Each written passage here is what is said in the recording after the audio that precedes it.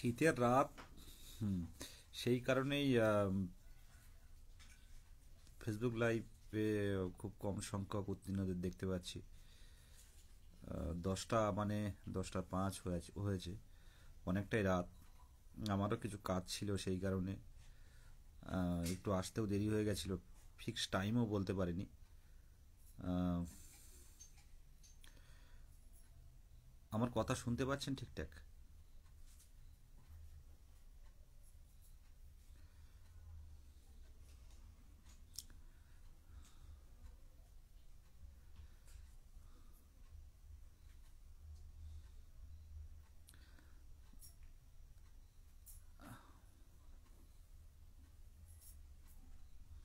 দেখুন, আমার লাইভ দেখছেন আমাদের এক ভাই, থার্ড ফেজে অপেক্ষা করছিল।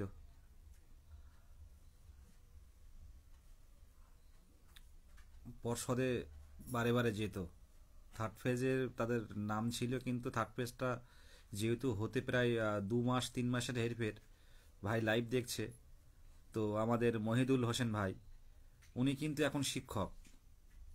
ফেসবুকে দেখতে পাচ্ছি ভাই, থার্ড ফেজে বেশ কয়েকবার পর্ষদের নিচে কিন্তু দেখা হয়েছে। বারে বারে স্যারের সাথে, সভাপতি মহাশয়ের সাথে দেখা করে বারে বারে তাদের প্যানেল কবে বের হবে, তাদের কবে হবে কবে হবে। তো সেটা শেষ পর্যন্ত হলো, চাকরিও পেলো। ওই লাইভ দেখছেন বসে বসে আমাদের, আপনারা দেখতে পাবেন মহিদুল হোসেন ভাই, পারলে একটু কমেন্ট করো। তো প্রত্যেকেই কিন্তু এই লড়াইটা, আমাদের এই সমস্যাটা কিন্তু এই যে মানে একটা ডিপ্রেশন, একটা কষ্ট, একটা পরিশ্রম, একটা অনিশ্চিত ভবিষ্যতে একটা চিন্তা, টেনশন, এগুলো কিন্তু তারাও করেছে। ভাই লাইভে আছে, তোমরা দেখতে পারো, মহিদুল হোসেন ভাই থার্ড ফেজে উনি চাকরি পেয়েছেন। তো ওরাও কিন্তু একসময় মারাত্মক টেনশানে ছিল। ওরা 10 12 প্রায় 7 8 জন প্রায় পর্ষদে যেত। বারে বারে বারে বারে বলে বলে তাদের শেষ পর্যন্ত, যেহেতু ওরা একদম পুরো যোগ্য, চাকরি পেয়ে গেছে সবাই। তো আমাদের অবস্থাটা কিন্তু, তারা যেহেতু হয়ে গেছিল তাদের থার্ড ফেজ, কিন্তু আমাদের অবস্থাটা কিন্তু এখনো অগোছল টাইপের। কেমন ধরনের, যদিও অন্যান্য পরীক্ষার তুলনায় অন্যান্য যেসব পরীক্ষা, হেলথ, পুলিশ থেকে শুরু করে যেসব পরীক্ষাগুলো হয়, গ্রুপ ডি থেকে শুরু করে মিসলেনিয়াস ক্লার্কশিপ থেকে শুরু করে, এইসব পরীক্ষার একটা প্রসেস কিন্তু শেষ করতে একটা সরকারের যথেষ্ট সময় লাগে। সেক্ষেত্রে প্রাথমিকে নিয়োগের ক্ষেত্রে উত্তীর্ণদের শুধুমাত্র ইন্টারভিউ প্রসেসটা হবে, মেরিট লিস্টটা তৈরি হবে, এর বাইরে কিছুই নেই। তো এই জায়গায় দাঁড়িয়ে আমাদের শূন্য পদের বিষয়টা অবশ্যই ভাবতে হবে, কারণ বিধানসভা ভোট এসে গেছে। এই তো হয়ে গেল, মানে এই 25 সাল হয়ে গেল। মার্চ এপ্রিল মে মাস থেকেই সব দিকে সব শুরু হয়ে যাবে উৎসব। তারপরের বছর গিয়ে ভোট। তো ভোটের সাথে রিক্রুটমেন্টের কোনো সম্পর্ক নেই, আবার সম্পর্ক আছে এমন একটা জায়গা। 2017-র বন্ধু ভাই দাদারা এরা অনেক লাকি। আজকেও একটা মিটিংয়ে, উত্তরবঙ্গের মিটিং হচ্ছিল, কথা বলছিলাম যে একের পর এক ইন সার্ভিসদের আউট হলো, মানে ইন সার্ভিসরা বেরিয়ে গেল, সেটা কেসের মাধ্যমে হোক। সিটেটরা বেরিয়ে গেল, এনওএসরা বেরিয়ে গেল, বিএডরা তো বসতেই পারেনি। তো 17দের কপালটা কিন্তু অনেকটাই ভালো। এবং যারা অলরেডি পরিশ্রম করেছে, যারা দীর্ঘদিন বিভিন্ন আইনি পদক্ষেপগুলো নিয়েছে যথাসময়ে, তারা কিন্তু অনেকেই তাদের স্বপ্ন পূরণ করেছেন। 2017 দাদারা, তার সাথে 14ও আছে। তো একমাত্র এখন 22 টেটটা পড়ে আছে। 22-এর টেট এ যাবৎকালের আমরা সবাই জানি স্বচ্ছ টেট হিসাবে পরিচিত সবাই। প্রায় অনেকেই 17 ক্যান্ডিডেট যারা আছে 2017 সালের, তারা কিন্তু অনেকেই 22-এ পাশ করেছে। অনেকেই, তারা চাকরিজীবী, তারা ইন সার্ভিস হয়ে গেছে অলরেডি। আর এর মধ্যে আপার প্রাইমারিও কিছু ঢুকে আছে আমাদের মধ্যে, যথেষ্ট, প্রায় 6,000-এর কাছাকাছি। তো তারপর বাদ বাকি যারা থাকবে, এই তথ্য খুব দ্রুত বের করে নেব, চাপ নেই। যে পূর্ণ প্রশিক্ষিত ডিএলএড কতজন আছে এবং ইন সার্ভিস এটা কতজন বাদ যাবে, এগুলো বোঝা যাবে ফর্ম ফিল আপের পরপরই। যাই হোক, এখন আমাদের সবচেয়ে বড় যে কষ্টটা, মানে মানে অনেকটা 2 বছর পার হয়ে গেল। 2 বছর পার। আর 2017-দের কষ্টটা বারবার আসছে কেন? 2017-দের ফর্ম ফিল আপ করেছিল 2017 সালে, আর পরীক্ষা হলো এই এই 2020-তে মনে হচ্ছে। তো 20 21 সাল নাগাদ রেজাল্ট পাবলিশ করে এই 22-এর রিক্রুটমেন্টটা হলো এত দেরিতে। তো তারপর পরেই আমাদের টেটটা নেওয়া হলো, তার 2 মাস না 3 মাস পরে। তো তারপর থেকে আমরা কিন্তু অলরেডি একটা বঞ্চনার শিকার হয়ে আছি। আমার এই কথাটা এইটুকু এই কারণেই বলা যে সফলতা পেতে গেলে কিন্তু কষ্ট করতে হয়।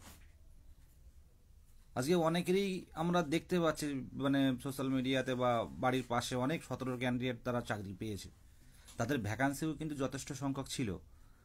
সেই অনুপাতে কিন্তু আমাদের কি দেবে সেই অপেক্ষায় কিন্তু আমরা একটা চিন্তা, মানে একটা চাপের মধ্যে আছি।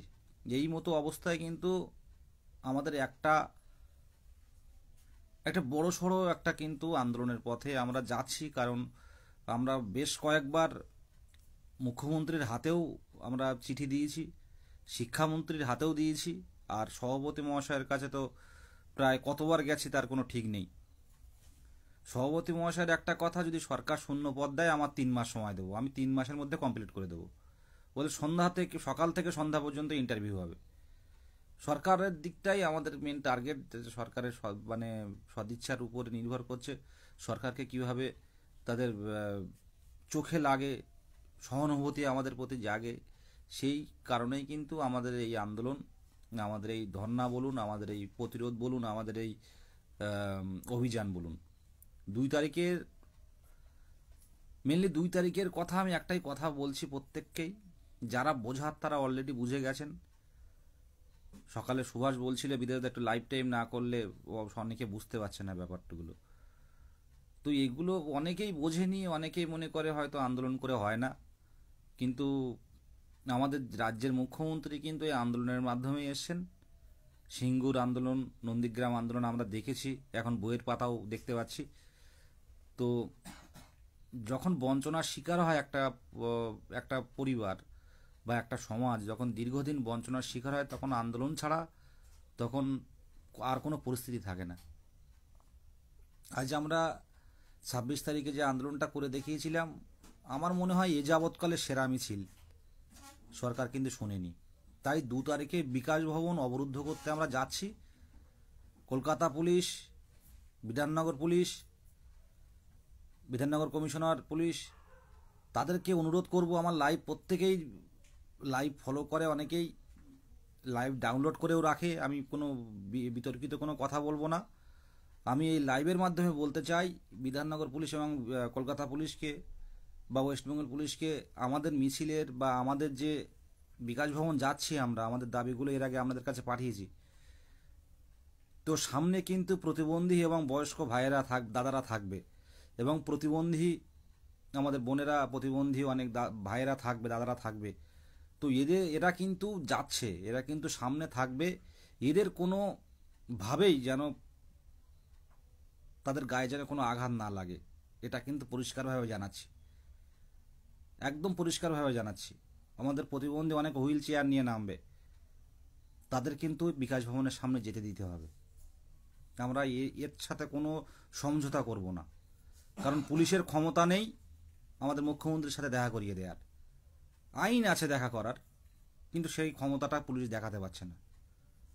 আজকে ভাবুন তো, একটা ভালো মস্তিষ্কের একটু ভাবলে বোঝা যায় যে 2017 সালে প্রাথমিক শেষ নোটিফিকেশান দেওয়া হয়েছিল টেটের, সে পরে নিয়েছে, ব্যাপারটা আলাদা, করোনা হয়েছিল।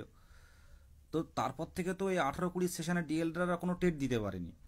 সে 18 সাল, 19, 20, 21, 22 এই 5 বছর পর টেট দিল। যথারীতি রেজাল্ট পাবলিশ করা হলো 2 মাসের মধ্যে। রেজাল্ট পাবলিশ করে জানানো হলো এবার থেকে আর টেট পাস কেউ বসে থাকবে না, বছরে 2বার নিয়োগ হবে। 2 বছর পাকা, 2 বছর বেরিয়ে গেল, এখনো কিন্তু নিয়োগের নামগন্ধ নেই। এরপরেও যারা এই অপেক্ষায় থাকে যে হবে হবে হবে করে, যারা অপেক্ষায় থাকে হবে হবে করে, অন্য পেশায়ও যেতে পারছে না, তাদের পরিস্থিতিটা কি ভাবতে পারছেন? এই কারণে বিকাশ ভবন যাব, পুলিশকে, West Bengal police, Bidhannagar police commissioner এবং কলকাতা পুলিশকে ডাইরেক্টলি বলছি যে সামনে কিন্তু প্রতিবন্ধী ভাইয়েরা বোনেরা থাকবে। অনেকে মায়োপ্যাথি থেকে বিভিন্ন মানে পিএইচ ক্যাটাগরির আক্রান্ত, তারা কিন্তু 2 পা হারলে কিন্তু অসুস্থ হয়ে পড়ে, তারা কিন্তু নিজের স্বইচ্ছায় কিন্তু আন্দোলনে নামবে। তাদের যদি কোনো সমস্যা হয় সেটা কিন্তু প্রশাসনকে দায়িত্ব নিতে হবে। পরিষ্কারভাবে একদম সোশ্যাল মিডিয়া লাইভে কিন্তু আমি পরিষ্কারভাবে জানাচ্ছি। কারণ তাদের দাবিটা মানা হোক, তাদের দাবিটা কি এটা বোঝা হোক যে কি বলতে চাইছে। সত্যি যদি মিথ্যা হয়, দাবিটা যদি মিথ্যা হয়, তাহলে আপনারা আন্দোলন আটকান, কিন্তু ন্যায্য হলে কিন্তু আন্দোলন আপনারা আটকাতে পারেন না। আর কোনো প্রতিবন্ধী ভাই বোনের গায়ে যদি আঘাত লাগে, তাহলে কিন্তু আমরা সেটা মুখ বুজে সহ্য করতে হবে, আমরা যেহেতু প্রশাসনে আছেন। কিন্তু কোনো প্রতিবন্ধী বোনের, কোনো প্রতিবন্ধী ভাইয়ের গায়ে যদি আঘাত লাগে, এটা কিন্তু মানবাধিকার লঙ্ঘন হবে। কারণ 8টা বছর একটা শিক্ষক হবে, তার জন্য আন্দোলন করতে হবে এত বছর ধরে ধরে, এটা সমাজের কাছে কিন্তু একটা ভালো বার্তা যাচ্ছে না। তাই 2 তারিখে অনেক প্রতিবন্ধী ভাই বোনেরা যাবে, যারা বিকাশ ভবনে যাচ্ছে নিজের ইচ্ছায়, নিজের অধিকারের দাবিতে বিকাশ ভবনে যারা যাচ্ছে, তাদের কিন্তু আটকাবেন না। এবং আমি এটা লাইভে বলছি, আমি একটা শর্ট ভিডিও দিয়ে দেব। কারণ সবার অধিকার, এই ডেমোক্রেসি সিস্টেমে সবার অধিকার রয়েছে জানানোর। কোনো পাবলিক প্লেস নয়, কোনো রাস্তা আটকে নয়, বিকাশ ভবনের সামনে দীর্ঘ বঞ্চনার শিকার যারা, তারা যাচ্ছে শিক্ষামন্ত্রীর সাথে দেখা করতে। শিক্ষামন্ত্রীর সাথে দেখা হলে আমরা চলে আসবো শান্তভাবে। আমরা একটা সমাজের হবু শিক্ষক শ্রেণী, আমরা চাইবো না কোনো রকম কোনো একটা বিরূপ বার্তা সমাজের কাছে যাক। কারণ সমাজ শিক্ষকের কাছ থেকে অনেক কিছু শেখে এবং শিক্ষকের অনেক কিছু দেওয়ার থাকে সমাজের কাছে। আমরা কোনোরূপ, পুলিশ আমাদের বন্ধু, সেই বন্ধুত্ব জায়গাটা রেখে আমাদের শিক্ষামন্ত্রীর সাথে দেখা করাবেন। প্রত্যেক টেট উত্তীর্ণ 23 জেলা থেকে আসছে, প্রতিবন্ধী বোনেরা উত্তরবঙ্গ থেকে আসছে। অলরেডি আজকে একটা মিটিং হয়েছে, টিকিট কেটে ফেলেছে। যাওয়ার টিকিট কিন্তু কাটেনি, তারা কিন্তু কলকাতায় আসার টিকিটটা কেটেছে, তারা কিন্তু যাবে না। আগে থেকে জানিয়ে দিচ্ছে পুলিশ প্রশাসন, সেটা ব্যবস্থা করুক, আমাদের কোথায় বসতে দেবে। আমরা কিন্তু যাচ্ছি। এটাও আমি শর্ট ভিডিও করে, 1 মিনিটের একটা ভিডিও করে জানিয়ে দেব। অলরেডি মেলও করে দেওয়া হয়েছে পুলিশের কাছে। আমাদের শত্রু কেউ নয়, শিক্ষামন্ত্রী দেখা করুক, পরিষ্কারভাবে জানাক আমাদের বিষয়গুলো, যে এই পরিস্থিতি তোমাদের এই সাল নাগাদ বা এই রকম সময় নাগাদ এত ভ্যাকান্সি দিয়ে তোমাদেরটা অ্যাসিওর করুক। আমরা আন্দোলন করব না, আমরা পথে নামবো না। কিন্তু আর ওই কথার কথা, মানে কমিশনার সাহেবের কাছে নিয়ম মেনে 15 দিন আগে, মানে 15 দিন আগে তার মেল করে একটা সিস্টেম, প্রপার সিস্টেমে গিয়েও উনি আমাদের কথা শুনে দেখা করবেন না, করে অন্য আধিকারিকের কাছে পাঠিয়ে দেবে, সেখানে আগডুম বাগডুম বুঝিয়ে দেবে, বাড়ি চলে আসবো। এটা আর হতে পারে না, অনেক হয়েছে। কমিশনার সাহেব ইচ্ছে করে আগের দিন দেখা করেননি, কিন্তু এবার কমিশনারও রেখেছি, সাথে শিক্ষামন্ত্রী মহাশয়কেও রেখেছি। শিক্ষামন্ত্রীটা আমাদের টার্গেট। শিক্ষামন্ত্রী আমাদের সাথে দেখা করলে কোনো আন্দোলন হবে না, কোনো অভিযান হবে না, আমরা বসে থাকবো, দেখা করে চলে আসবো। কিন্তু শিক্ষামন্ত্রী যদি দেখা না করেন, আমরা কিন্তু খোলা আকাশের নিচে থাকছি, যতক্ষণ না দেখা করবে ওখানে থাকবো। আবারও বলছি পুলিশ প্রশাসনকে, যে অনেক প্রতিবন্ধী বোনেরা থাকবে, যাদের একটু নাড়াচাড়া দিলেই কিন্তু তারা অসুস্থ হয়ে পড়ে। তারা নিজের সব ইচ্ছায়, নিজের অধিকারের লড়াইয়ে, একটা প্রতিবন্ধী ভাই বা একটা প্রতিবন্ধী বোন, ওই ক্যানিংয়ের শহরজান লস্কর বলে একটা সংখ্যালঘু পরিবারের একটা বোন আছে, একটা সন্তান, স্বামী ছেড়ে চলে গেছে। তো সে নিজের ইচ্ছেতেই সে হুইল চেয়ারে করে লোকের, আশেপাশে পাবলিকদের কাছে সাহায্য নিয়ে সে আসতে চায়, যে দাদা আমার আন্দোলনে যেতে হবে, আমার একটা সন্তান নিয়ে আমি চলতে পারছি না। আমি তো সেদিন তাকে, 26 তারিখে মিছিল হয়েছিল, সেদিনও এসেছিল, 27 28 তারিখে আমি নিয়ে গেছিলাম, আমি শিয়ালদা পর্যন্ত ওকে আসতে বললাম, শিয়ালদা থেকে ওকে আমি নিয়ে গেছি। মানে এমন একটা সমস্যায় পড়ছে, গল্পটা আমাদের একটু বলি। আমি হুইল চেয়ারটা নিয়েছি, আর হুইল চেয়ার কী করে ওটা মানে শর্টকাট করে হাতে ঝুলিয়ে নেওয়া যায়, কিন্তু ওটা তো আমি জানি না। সরজন অলরেডি ক্যানিং থেকে এসে, জীবনতলা থেকে, প্রতিবন্ধী, মায়োপ্যাথি বলে একটা রোগাক্রান্ত, মানে 2 পা 4 পা 10 পা এমন চললে ওর আর পেশিতে কোনো জোর থাকে না, চলতে পারে না। আমি দেখেছি আমার প্রোফাইলে, সহজান লস্কর বলে, ও আর চলতে পারে না, ও সেখানে বসে পড়ে। তো কোনোভাবে আমি হুইল চেয়ারটা নিয়ে, ও অন্য কাউকে ধরে চলমান সিঁড়িতে নিচে নামলো। কলকাতা মেট্রো, মানে শিয়ালদার থেকে মেট্রোয় উঠবো, শিয়ালদা থেকে করুণাময়ীতে নামবো। তো তাকে, মানুষ এখনো মানুষ আছে, প্রচুর ভালো মানুষ আছে কলকাতার রাস্তায়। তো 2জন ধরে নিয়েছে, আর আমি তার হুইল চেয়ারটা নিয়েছি। নিয়ে ওই গাড়িটা ধরতেই হবে, ওদিকে পুলিশ থেকে কল করছে, বসতে দেবে না। তো সেই অবস্থায় আমি তাড়াহুড়ো করে হুইল চেয়ারটা নিয়ে কোনো মতে নেমে আমি মেট্রোতে উঠে গেছি, কিন্তু ও এই শহরযান কিন্তু মেট্রোতে উঠতে পারেনি। মানে ও আর চলতে পারেনি, দুজন ধরে নিয়ে আসছিল, সে দুজনও উঠতে পারেনি, শহরযানও উঠতে পারেনি। আমি উঠে গেছি মেট্রোতে। কি অবস্থা ভাবুন! আমি হুইল চেয়ার নিয়ে মেট্রো রানিং হয়ে গেছে। ফোন করে দিলাম, পরে সুভাষ গিয়ে নিয়ে আসলো, বা রহমান আসলো, পরে ওকে নিয়ে গেল। তো এইসব প্রতিবন্ধীদের কেন আসতে হবে বলুন তো? সে অবস্থা দেখলে মেট্রো চলে গেল, কিন্তু ও দাঁড়িয়ে আছে, দুজন ধরে রেখেছে, অচেনা এক দুজন। সে আর চলতে পারছে না, মানে অনেকটা পথ হেঁটেছে আর চলতে পারছে না। তো এই সব প্রতিবন্ধী মহিলারা, মানে প্রতিবন্ধী বোনেরা কেন আসতে হবে? এটা, এই কথাটা সমাজের বুকে এটা কি বাধে না? কেন আসতে হবে? সেই একটা প্রতিবন্ধী, এই যে রাস্তাঘাটে দেখি প্রতিবন্ধীরা অস্বাস্থ্যকর জীবনযাপন করে, একদম সমাজের মানে একদম অন্যভাবে বাস করে। কিছু কিছু বাড়িতে প্রতিবন্ধী দেখি, তাদের দিকে মানুষ তাকায় না। কিন্তু যারা একটু মনে করে যে আমার পড়তে হবে, পড়লে হয়তো চাকরিটা হবে, সুবিধা আমাদের বেশি, তারা আমাদের সাথে, আমাদের মতো এরকম যোগ, মানে ভালো, মানে আমাদের তো, আমরা তো প্রতিবন্ধী না, স্বাভাবিক মানুষের সাথে একই রকম পড়াশুনো করে তারা কিন্তু অনেক স্ট্রাগল করে, তারা কিন্তু আমাদের সাথে লড়াই করে তারা পাশ করেছে, প্রতিবন্ধী যারা বিশেষভাবে সক্ষম। পাশ করার পর তাদের চাকরির জন্য আবার পুলিশের সামনে যাবে, পুলিশ তুলে নিয়ে যাবে, এরকম একটা পরিস্থিতি তৈরি হয়। কেন হবে এটা বলুন তো? প্রত্যেকের উদ্দেশ্যে বলছি, এই যে বিশেষভাবে সক্ষম এদের কেন পথে নামতে হবে? এই যে আমার ভিডিওগুলো অনেকে পাঠায়, কি কাজ যে তারা, কথা বলতে পারে না, অনেকের চলতে পারে না। উত্তরবঙ্গের আদিত্য, একটা পিএইচ ক্যান্ডিডেট, একটাই ছেলে, তো সে আসবে, সে চলতে পারে না, একটা হাত, মানে সে কোনোভাবেই কথা বলতে পারে না। তাদেরকে কেন রাজপথে আসতে হবে বলুন তো? আমাদের সাথে লড়াই করে, আমাদের মতো হাত পা সব আছে, আমাদের সাথে পড়াশুনো করে তারাও পাশ করেছে, তারা মানে একটু সমাজের মূল স্রোতে ফিরতে চায়। হয়তো তারা আমাদের মতো স্বাভাবিক নয়, কিন্তু তারা ফিজিক্যালি হ্যান্ডিক্যাপ, এমনি কথা, তাদের চিন্তাভাবনা অনেকটা উন্নত আমাদের থেকে। তো এরপরে তারা যদি চাকরি না পায় বা দেরি হয়, তাদের অবস্থাটা ভাবুন তো। তাহলে অন্য যারা প্রতিবন্ধী আছে তারাও তো পড়তে চাইবে না। আমাদের হাত পা সব আছে, আমরা চলতে পারি, তারা কি পারবে?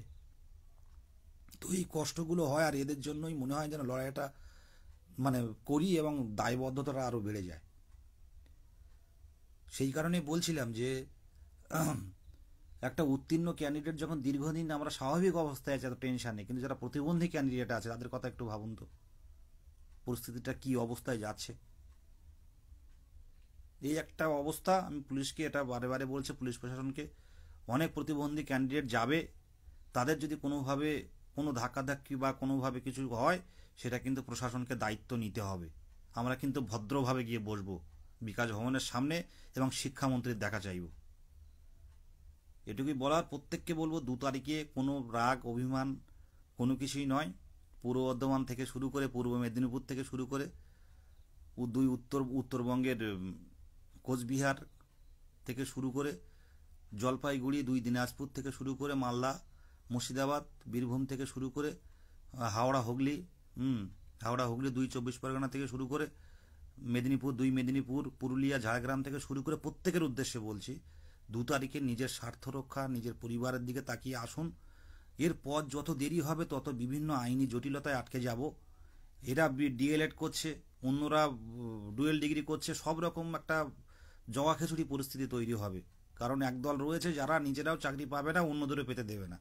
তো এইরকম একটা পরিস্থিতি, যারা টেট উত্তীর্ণ তাদের উদ্দেশ্যে বলছি, নিজের স্বার্থ এবং পরিবারের স্বার্থ এবং নিজের স্বপ্ন সবচেয়ে বড় কথা।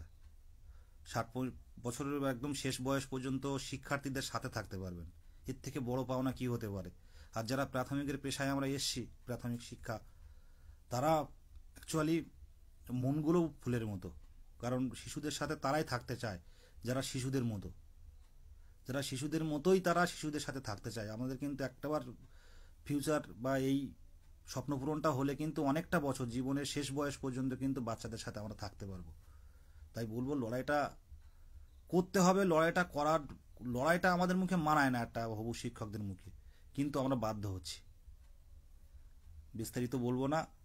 আর বাঁকুড়া, পুরুলিয়া, একদম একদম বাঁকুড়া, পুরুলিয়া, জঙ্গলমহল, খুব ঠান্ডা এখন, তো আসতে হবে। বাঁকুড়া থেকেও প্রচুর সংখ্যক আসে, কে আসলো কে গেল না, বা কে যাবে না, কে ইন্টারভিউ পড়ছে, কে হোয়াটসঅ্যাপ গ্রুপ পড়াশুনো করছে, এটা বিষয় না। আমি নিজে যাব। আর উত্তীর্ণদের ক্ষেত্রে আরেকটা কথা বলি যে আমরা যারা উত্তীর্ণ হয়ে আছে আমরা বুঝতে পারছি না, যারা উত্তীর্ণ হয়নি 1 নম্বর 2 নম্বর 5 নম্বর 10 নম্বর, তারা কিন্তু মরিয়া হয়ে চেষ্টা করছে যাতে দুটো একটা প্রশ্ন ভুলের কোনো রকম কিছু যদি রায় আসে মহামান্য আদালত থেকে, তো তাদের কষ্টটা কিন্তু অন্যরকম। আর আপনি উত্তীর্ণ হয়েও যদি বাড়ি বসে থাকেন অভিমান করে, এখানে কিছু বলার নেই।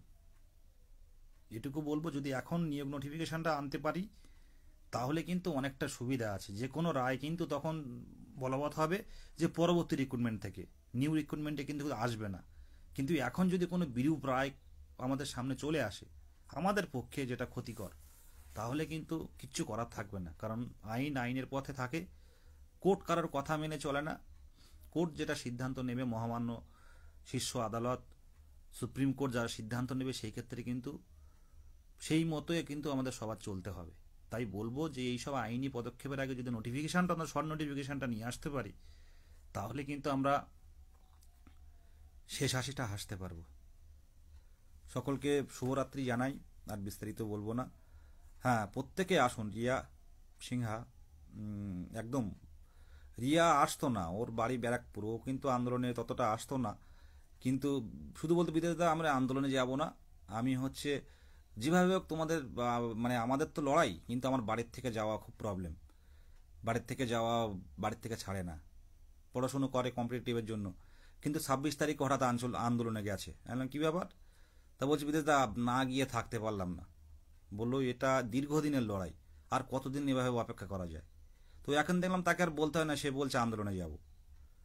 তো প্রত্যেকের উদ্দেশ্যে বলছি, এখন এখন লাইভ দেখছে অনেকে আছে, আমাদের স্বস্তি রানী আছে, থানায় একবার পরিচয় হলে, একবার আইন অমান্যে মানে একবার অভিযানে এসেছিল, তো সেইখান থেকে পরিচয়।